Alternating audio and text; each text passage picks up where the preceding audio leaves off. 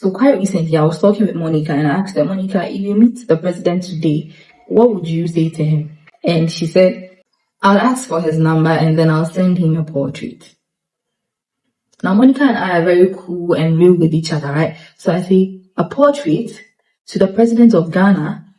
And I was like, how many portraits has John Mahama received in his entire life? And do you think you have one shot with the president and the best you can do is give him a portrait? Now, this is not me rubbishing the work of artists and people who make portraits and all of that. If you are an artist and you meet the president, it is best for you to give him your work because definitely, why wouldn't you? But Monica, you are not an artist. You have a whole life of things that you aspire to be. And in all of them, you couldn't remove one to show the president or to kind of, incorporate it into your speech with the president while you were with him. It was the portrait you wanted to show him. Okay. Now, let's say the president loves the portrait. He's like, oh, this is so beautiful. Who made this? Who made it? Some Ibrahim somewhere. Then, like, oh, Ibrahim made it. Oh, send me Ibrahim's contact. I'd like to meet Ibrahim. His work is so good. Okay. Now you sold Ibrahim to the president. And you, what happens to you? That's not how it should be. When you meet great and influential people and you know that you may never ever see them again, you should find a way to pitch yourself. You should find a way to incorporate what you do. Do not ask them for money. Now, Monica did well for not saying she's going to ask the president for money because, you are not going to ask for anything from them now.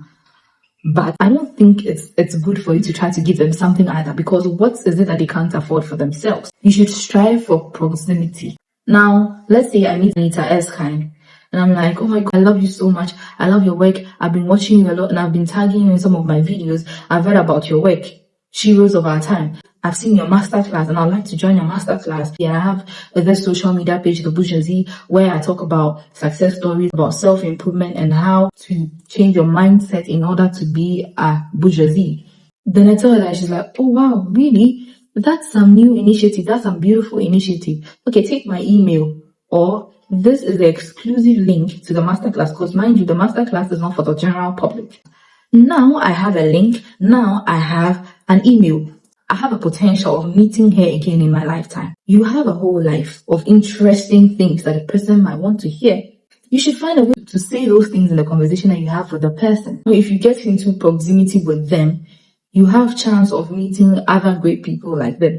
You have chance of walking in those circles. And you may never know how far you can go with that. So this is your reminder. When you meet anybody who is very influential and you like them, first of all, asking them for money, no, that's not even part of the things. Giving them a gift,